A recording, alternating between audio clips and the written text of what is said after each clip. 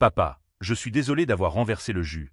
La petite voix tremblante d'Ethan résonna dans la cuisine vide lorsque j'ouvris la porte d'entrée.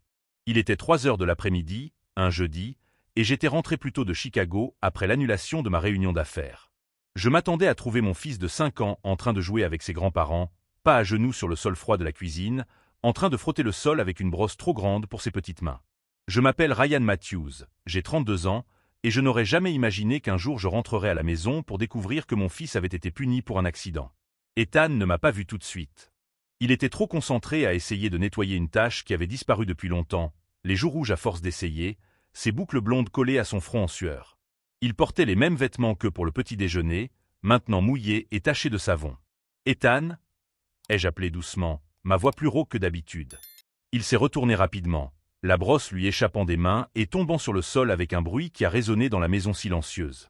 Pendant une fraction de seconde, j'ai vu la peur dans ses yeux bruns avant que la reconnaissance n'apparaisse. « Papa » a-t-il murmuré, comme s'il ne croyait pas que j'étais vraiment là. « Tu es rentré tôt. » Je traversai la cuisine en 2 grandes enjambées et m'agenouillai à côté de lui, sans me soucier que mon costume gris absorbe l'eau savonneuse répandue sur le sol. « Qu'est-ce que tu fais ici tout seul, champion ?»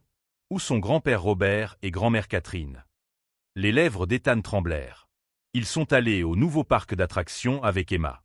Ils ont dit que je ne pouvais pas y aller parce que j'avais été négligent ce matin et que j'avais renversé du jus de raisin par terre. Sa voix s'affaiblit encore. Grand-mère Catherine a dit que je devais apprendre à être responsable et que les enfants qui font des bêtises ne méritent pas de sortie spéciale. Je sentis mon sang se glacer. Emma était ma nièce, la fille de mon petit frère, âgée de seulement 2 mois de moins qu'Ethan.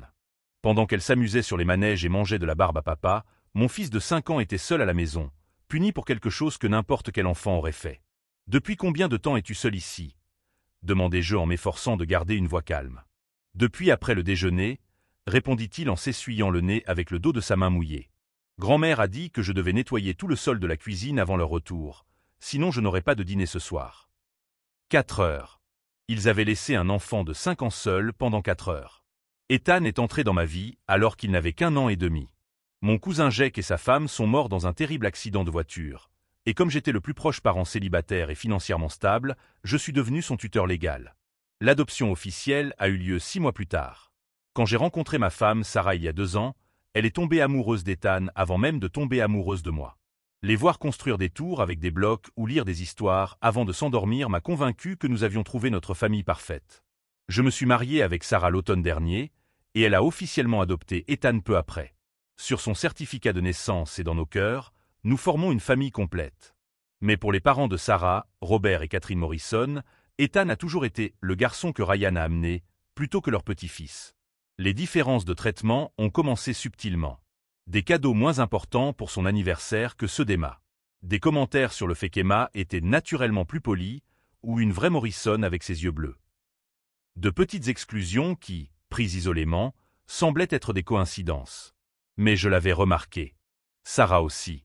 Nous en avons discuté à plusieurs reprises, décidant de laisser le temps à tout le monde de s'habituer à notre nouvelle dynamique familiale.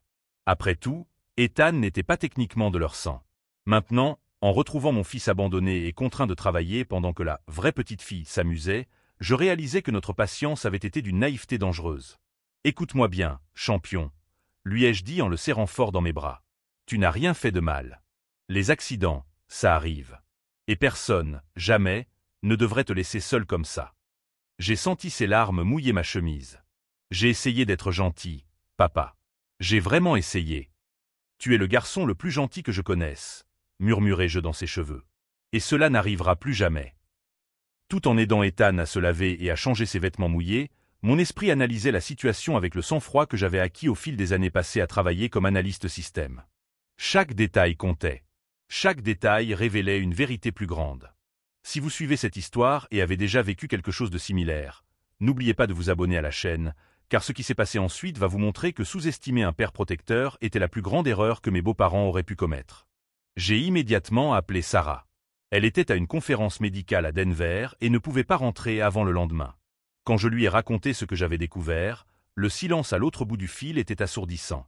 Ils ont laissé notre fils seul pendant 4 heures. Sa voix était dangereusement basse. Ryan, c'est de la négligence. C'est criminel. Je sais, ai-je répondu en observant Ethan sur le canapé, enfin détendue devant ses dessins animés préférés. Et ça ne restera pas comme ça. Mais alors que je prévoyais une conversation sérieuse avec Robert et Catherine, je ne savais pas encore que ce n'était que le début d'une révélation bien plus sombre sur la façon dont ils voyaient réellement mon fils. Ce que j'ai découvert dans les heures qui ont suivi allait changer notre famille à jamais. Le téléphone a sonné à nouveau. C'était Robert Morrison, mon beau-père, qui appelait probablement pour donner une excuse bidon sur l'endroit où il se trouvait. « Ryan, je suis content que tu aies répondu », dit-il d'une voix qui semblait forcée. « Nous rentrons du parc avec Emma. Il y a beaucoup de circulation, c'est sûrement pour ça que tu n'as pas pu nous joindre. »« Où étiez-vous exactement ?» demandai-je en gardant un ton neutre tout en observant Ethan enfin détendu sur le canapé. « Ah, tu sais, nous avons emmené Emma découvrir ce nouveau parc d'attractions qui a ouvert en ville. Total Adventure, je crois. » Emma était tellement excitée. Et Ethan? Une pause gênante. Eh bien, il était indisposé aujourd'hui. Il a mis un terrible désordre ce matin et nous avons pensé qu'il valait mieux qu'il prenne le temps de réfléchir à ses actes. De mauvaise humeur. Comme si mon fils de 5 ans était un criminel assigné à résidence. Quel genre de dégâts? Insistai-je. Oh, tu sais comment sont les enfants, répondit Catherine en écho, clairement en mode haut-parleur à présent.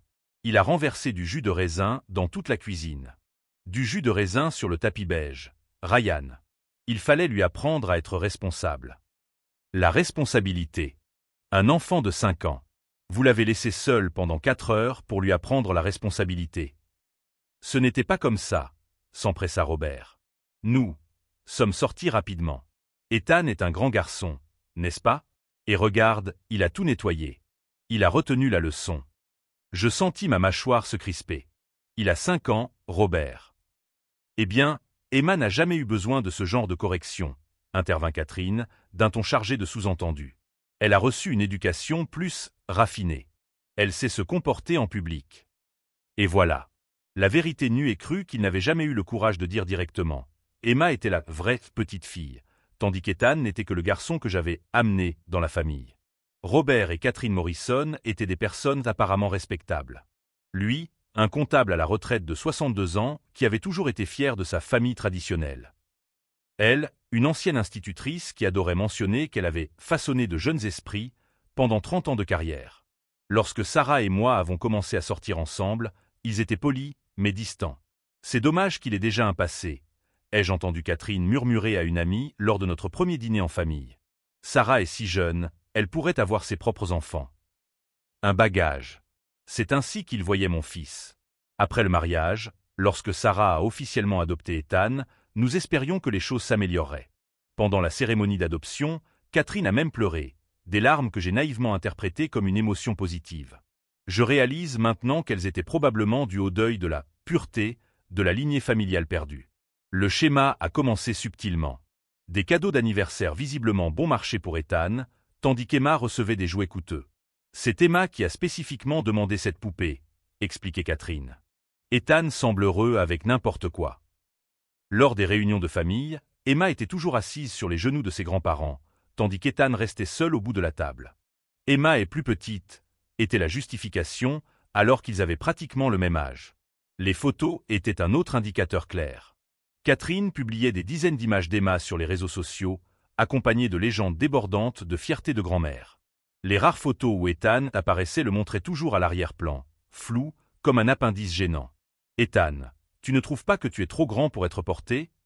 disait Catherine lorsqu'il essayait de s'approcher. « Sois un grand garçon. » 2 minutes plus tard, Emma était blottie dans ses bras. Sarah le remarquait aussi, mais elle essayait toujours d'apaiser les tensions. « Ils sont d'une génération différente, » disait-elle. « Ils ont besoin de temps pour s'adapter. » Je voulais y croire. Je voulais donner le bénéfice du doute aux parents de la femme que j'aimais. Mais chaque visite apportait de nouveaux exemples de traitements différenciés qu'il était impossible d'ignorer. Pendant les vacances d'été, ils ont emmené Emma à Disney World. Un cadeau spécial des grands-parents, ont-ils annoncé. Ethan n'était pas invité.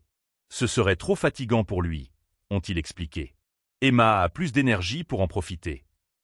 La veille de Noël dernier, j'ai surpris Emma dans la salle de jeu des Morrison, en train de fouiller dans des paquets cadeaux.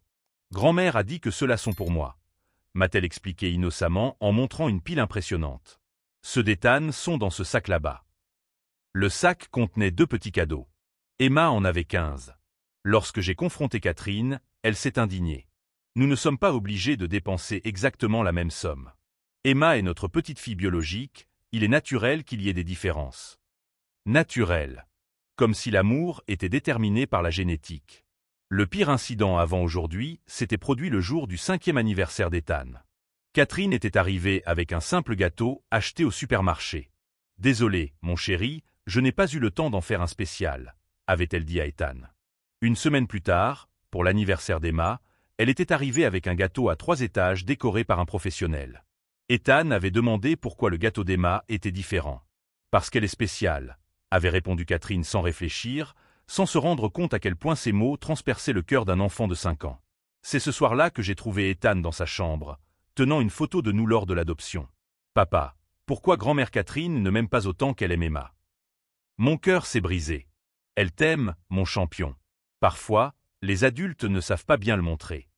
Mais je mentais à nous deux. Maintenant, en découvrant qu'ils avaient abandonné mon fils pour emmener leur vraie petite fille s'amuser, tous ces souvenirs me revenaient avec une force brutale. Ce n'était pas seulement une question de préférence innocente ou de différence générationnelle. C'était de la maltraitance émotionnelle systématique déguisée en amour sélectif. « Nous arrivons à la maison », dit Robert, interrompant mes pensées. « Je suis sûr que nous pouvons en discuter comme des adultes civilisés. » Des adultes civilisés. Ils voulaient de la civilité après avoir traumatisé un enfant. « Bien sûr, » ai-je répondu calmement. « Nous en parlerons. » Mais en raccrochant le téléphone, un calme glacial s'est installé. Pendant des années, j'avais ravalé ma colère, essayé d'être le gendre compréhensif, le père qui ne voulait pas causer de problèmes familiaux. Ces jours étaient révolus. Tout en aidant Ethan à choisir un film à regarder ensemble, mon esprit commençait déjà à travailler. Robert et Catherine Morrison pensaient connaître toutes les règles du jeu.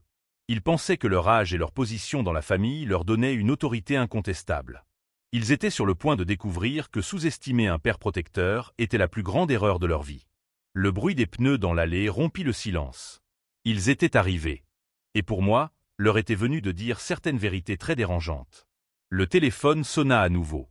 C'était Robert Morrison, mon beau-père, qui appelait probablement pour donner une excuse bidon sur l'endroit où il se trouvait. « Ryan, je suis content que tu aies répondu », dit-il d'une voix qui semblait forcée. « Nous rentrons du parc avec Emma. Il y a beaucoup de circulation. »« Où étiez-vous exactement ?» demandai-je en gardant un ton neutre tout en observant Ethan enfin détendu sur le canapé. « Oh, nous avons emmené Emma découvrir ce nouveau parc d'attractions. Total Adventure. » Emma était tellement excitée. Et Ethan. Il y eut un silence gênant.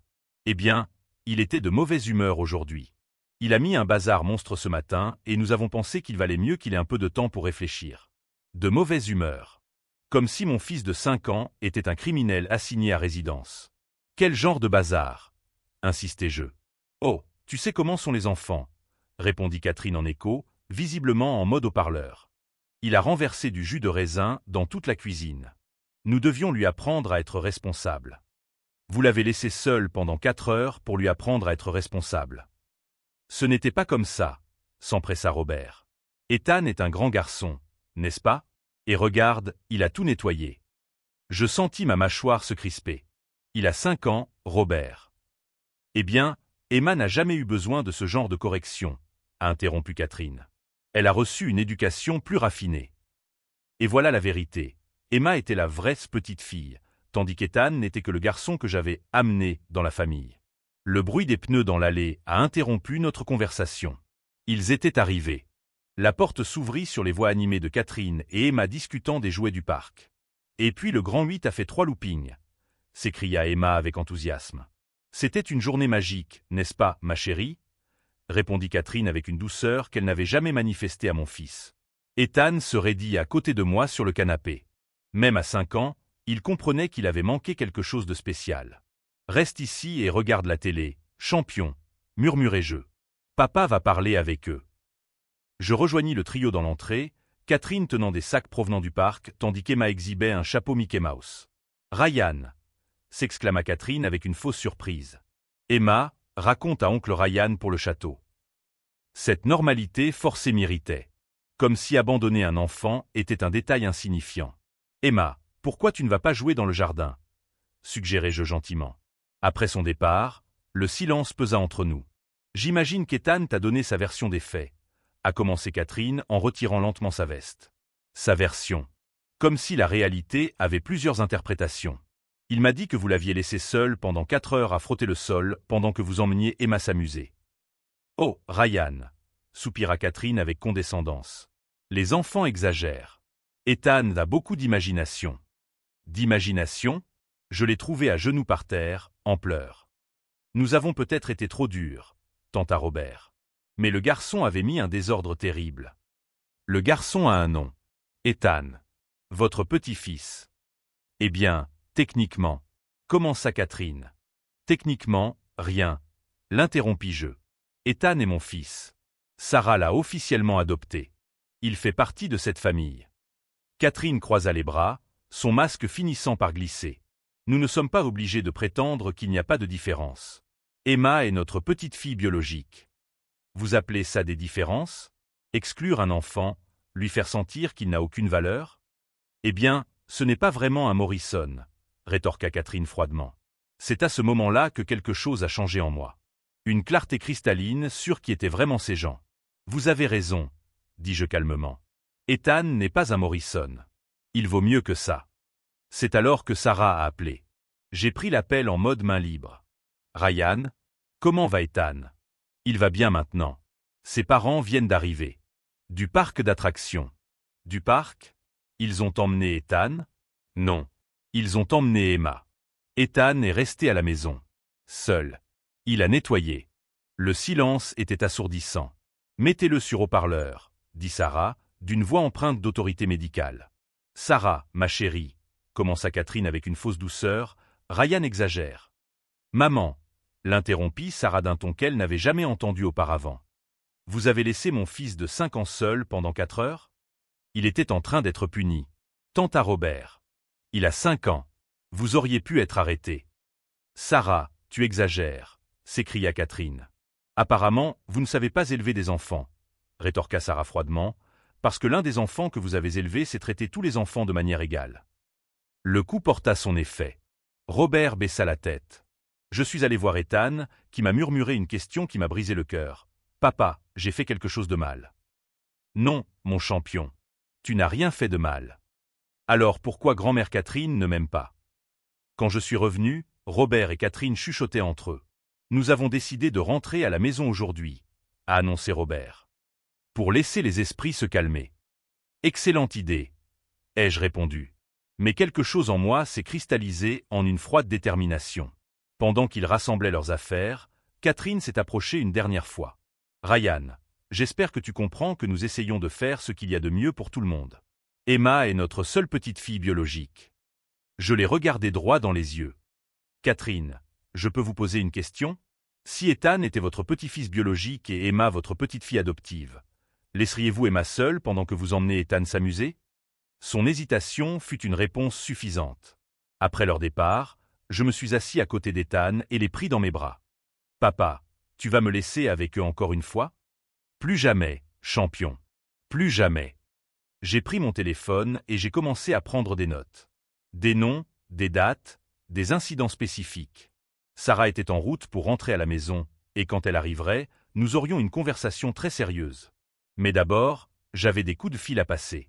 Les Morrison pensaient avoir remporté cette bataille. Ils ne se rendaient pas compte qu'ils avaient déclaré une guerre qu'ils n'avaient aucune chance de gagner. Pendant qu'Ethan dormait cette nuit-là, serré contre son ours en peluche, je me suis assis dans mon bureau à la maison et j'ai ouvert mon ordinateur portable. En tant qu'analyste système de profession, j'avais développé une compétence particulière au fil des ans. Cartographier les schémas, identifier les vulnérabilités et créer des solutions efficaces à des problèmes complexes.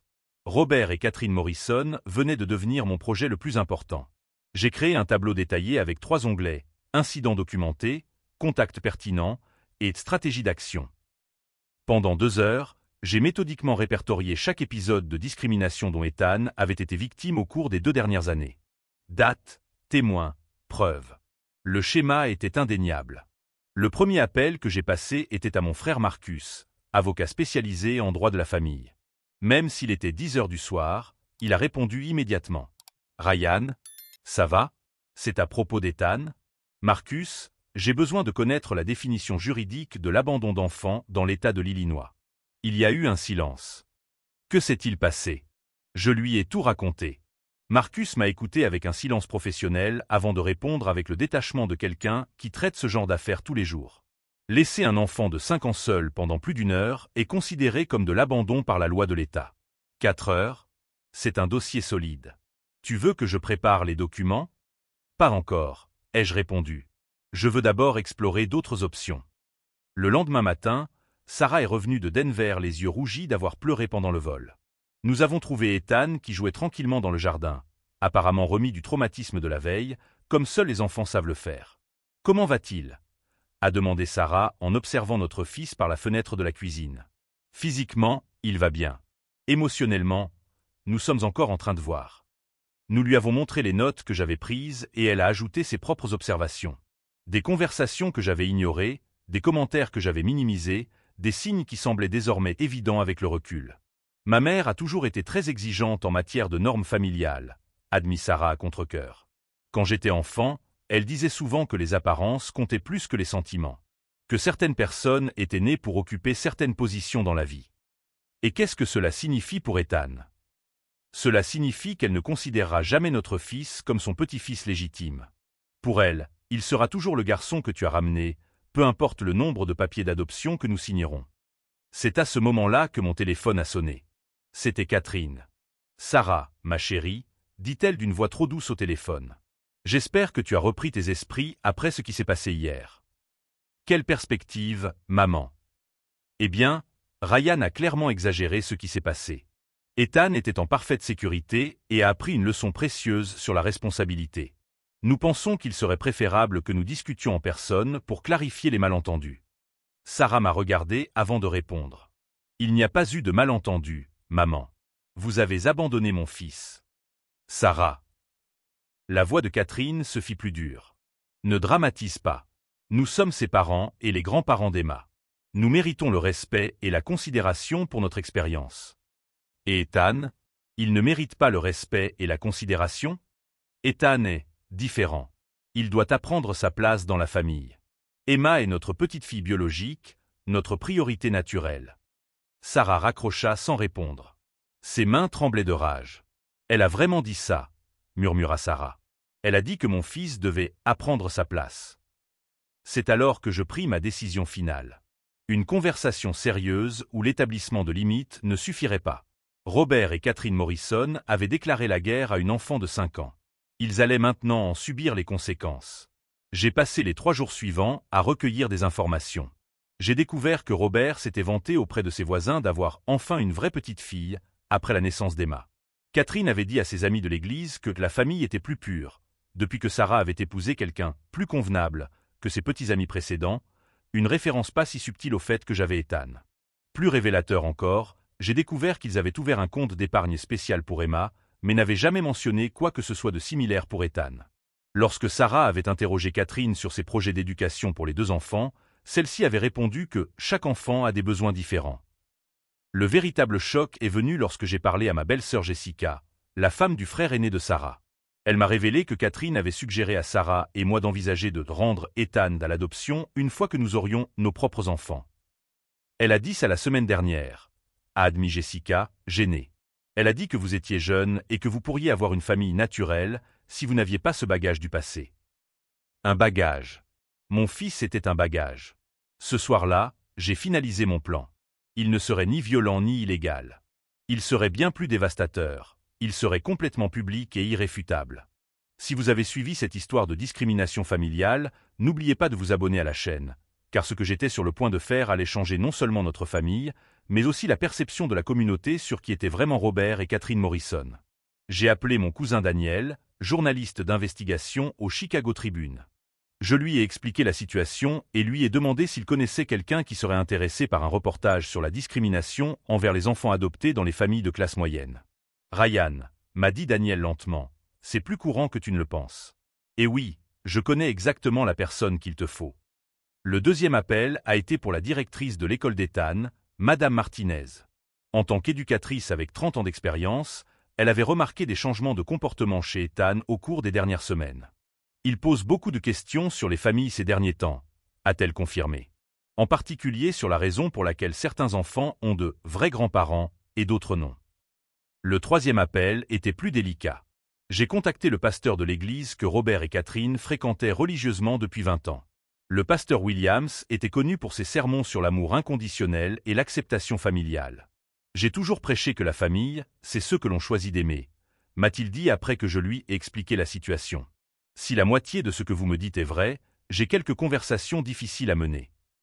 Le quatrième appel était stratégique. J'ai contacté l'organisation locale d'adoption, où Sarah et moi avions participé à des groupes de soutien pendant le processus d'adoption d'Ethan.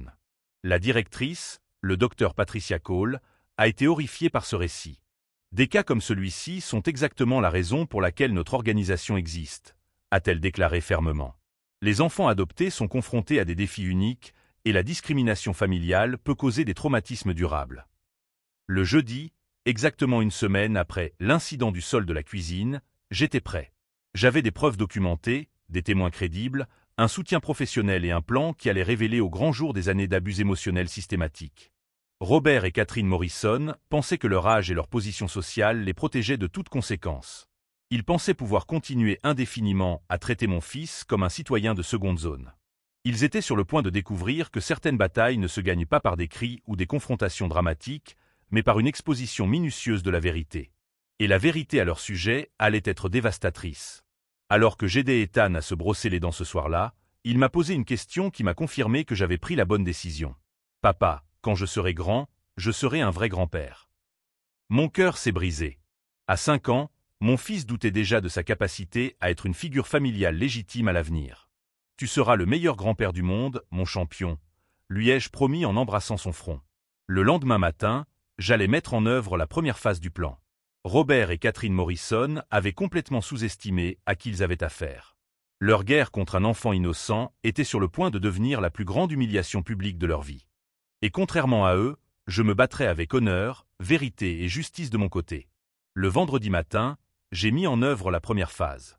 J'ai appelé Robert en faisant semblant de vouloir faire la paix. Robert, Sarah et moi avons beaucoup discuté cette semaine. Ma voix semblait fatiguée, vaincue. Nous avons peut-être réagi de manière excessive. Que diriez-vous d'un dîner en famille dimanche? Au restaurant où vous fêtez vos anniversaires. La satisfaction dans sa voix était palpable. Ryan, je suis heureux que tu aies retrouvé ton bon sens. Le Bella Corte à 7 heures? Parfait. Et Robert? Vous pouvez amener Emma. Ethan serait ravi de la voir. Le Bella Corte était le restaurant le plus chic de la ville, fréquenté par l'élite locale le dimanche. Catherine adorait y être vue, exhibant sa famille parfaite. Elle ne savait pas que j'avais choisi cet endroit stratégiquement. Au cours de la journée du samedi, j'ai finalisé les préparatifs. Daniel, mon cousin journaliste, a confirmé sa présence avec une équipe discrète. Le pasteur Williams avait accepté de participer à la réconciliation familiale. Le docteur Patricia Cole, de l'organisation d'adoption, a également confirmé sa présence, tout comme la directrice de l'école d'Ethan. Le dimanche, nous sommes arrivés au Bella Corte 15 minutes avant l'heure. Ethan portait sa tenue préférée, une chemise bleue que Sarah lui avait achetée à Noël. Il était impatient de voir Emma, sans se douter de ce qui allait se passer. Robert et Catherine sont arrivés à l'heure, Emma sautillant à leur côté dans sa nouvelle robe et ses chaussures brillantes. La différence de traitement était flagrante. Alors qu'Emma était impeccablement habillée comme une poupée, les vêtements d'Ethan semblaient simples en comparaison. « Ryan, Sarah !» s'est exclamée Catherine de manière théâtrale. « C'est merveilleux d'être tous réunis. Ethan, mon chéri, tu as l'air bien. » Bien. Alors qu'Emma recevait des compliments effusifs sur son apparence absolument magnifique. Pendant les 20 premières minutes, tout s'est déroulé comme d'habitude. Catherine a monopolisé la conversation en parlant d'Emma, ignorant systématiquement les tentatives d'Ethan pour participer. C'est alors que le pasteur Williams s'est approché de notre table. « Robert, Catherine, quel plaisir de vous voir ici, » dit-il chaleureusement. « Puis-je me joindre à vous un instant ?» Le visage de Catherine s'illumina. « Bien sûr, pasteur Williams. C'est notre famille. » « Oui, à propos de cela. » Le pasteur Williams tira une chaise.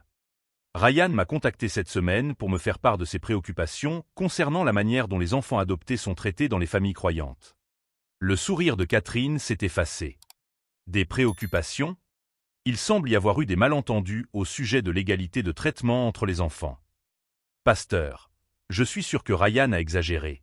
A tenté Robert. En fait, ai-je interrompu calmement, j'ai tout documenté minutieusement. C'est alors que le docteur Patricia Cole s'est approché. Excusez-moi de vous interrompre. Je travaille pour l'Organisation des familles adoptives. Ryan m'a dit que nos ressources pourraient vous intéresser. Catherine pâlit. Je ne comprends pas ce qui se passe. Ce qui se passe, dit Sarah, c'est que nous avons passé une semaine à documenter des années d'abus émotionnels systématiques envers notre fils. Les mots « abus émotionnels » résonnèrent dans la salle du restaurant, faisant se retourner les têtes. « Violence » répéta Robert, la voix montant. « C'est ridicule. » « Non, ce n'est pas ridicule, » corrigeai-je froidement. Lorsque Daniel apparut discrètement en activant l'enregistreur, « Je suis Daniel Matthews, du Chicago Tribune. J'ai entendu dire que vous aviez une histoire sur la discrimination envers les enfants adoptés. » Catherine s'étouffa. « Un journaliste ? Ryan, qu'as-tu fait ? » ?»« Ce que j'aurais dû faire il y a 2 ans. J'ai protégé mon fils. » Madame Martinez apparut comme par hasard. « La famille Henderson. Ethan, mon chéri, comment vas-tu ?» Ethan finit par parler d'une petite voix claire. « Je vais bien, Madame Martinez. Mon papa a dit que je n'avais plus besoin de nettoyer le sol quand je renversais quelque chose par accident. » Le silence fut assourdissant. « Nettoyer le sol ?» répéta le pasteur Williams. « Ils ont laissé Ethan seul pendant 4 heures à frotter le sol pour le punir d'avoir renversé du jus pendant qu'ils emmenaient Emma à un parc d'attractions, » expliqua Sarah. J'ouvris un dossier préparé à l'avance. Avant de partir, aimeriez-vous expliquer cela ? Je révélai des photos imprimées de publications sur les réseaux sociaux de Catherine. Des dizaines avec Emma, aucune avec Ethan. Des captures d'écran de commentaires sur le fait d'avoir enfin une vraie petite fille. Où ça ? Continuai-je en sortant un deuxième dossier. Des déclarations de témoins concernant des commentaires que vous avez faits sur le fait qu'Ethan n'était pas de votre sang. Robert transpirait. Ryan, vous déformez les faits. J'ai des entretiens avec 6 voisins qui confirment un comportement discriminatoire, a interrompu Daniel, toujours en train d'enregistrer. Catherine a finalement explosé. Très bien. Emma est notre petite fille biologique. C'est naturel d'avoir des préférences. Nous ne sommes pas obligés de prétendre qu'un orphelin quelconque a la même valeur. Tout le restaurant s'est figé. Littéralement. Un orphelin quelconque, a répété le pasteur Williams, glacial. Des larmes coulaient sur le visage d'Ethan, qui avait enfin compris. Sarah le serra dans ses bras pour le protéger. Continuez. Les encourageai-je froidement. Dites à tout le monde exactement ce que vous ressentez. Je voulais dire oui, cria Catherine, perdant le contrôle. J'en ai assez de faire semblant. Emma est notre vraie petite fille. Ethan n'est qu'une responsabilité que Ryan nous a imposée. Le silence fut total. C'est alors qu'Emma, avec une honnêteté brutale d'enfant, demanda à voix haute, « Grand-mère, pourquoi es-tu méchante avec Ethan ? C'est mon meilleur ami. » Catherine regarda autour d'elle, réalisant enfin qu'elle avait été complètement exposée devant toute la communauté. « Maintenant, dit-elle calmement, tout le monde sait exactement qui vous êtes vraiment. » Alors que Robert et Catherine s'enfuyaient, complètement humiliés, des applaudissements spontanés ont retenti autour des tables. J'ai serré Ethan dans mes bras, sentant sa petite main serrer la mienne. La véritable victoire n'était pas l'humiliation publique des Morrison. Elle résidait dans le fait que mon fils savait enfin qu'il était aimé, protégé et apprécié exactement comme il le méritait.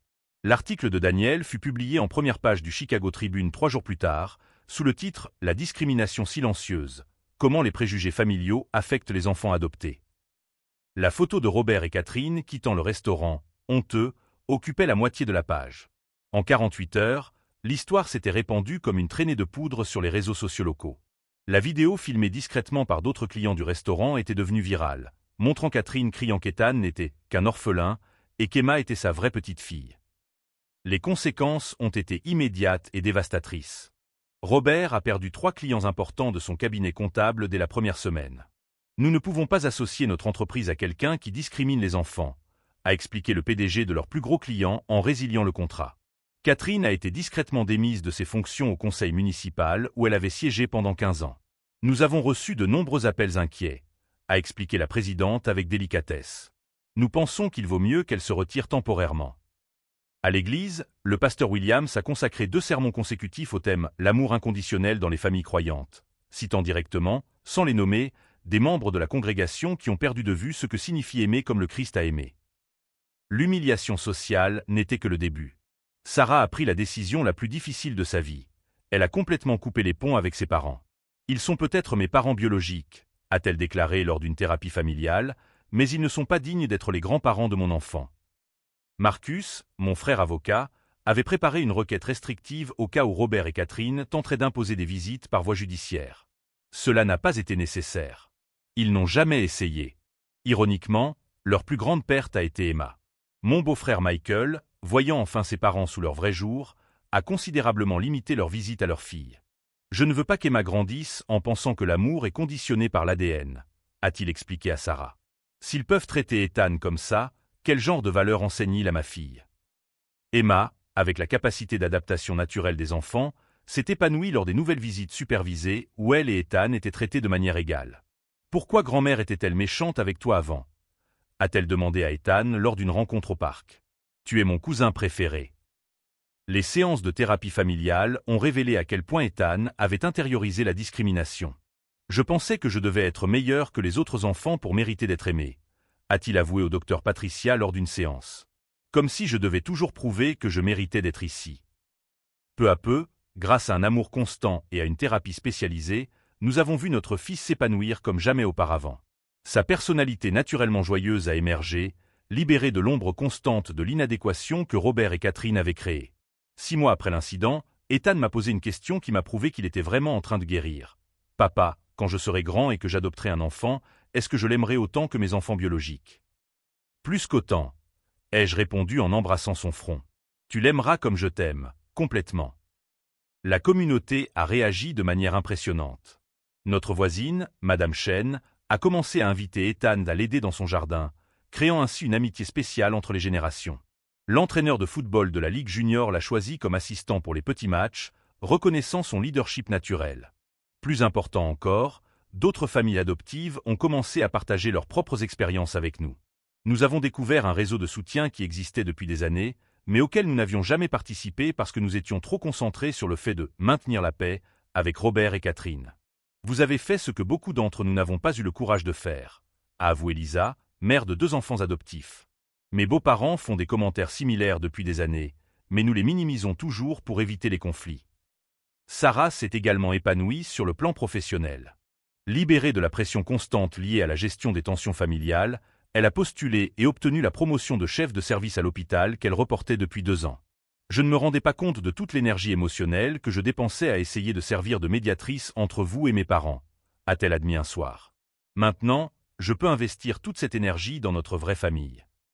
L'ironie finale est venue 1 an plus tard, lorsque nous avons appris par Michael que Robert avait développé des problèmes cardiaques liés au stress.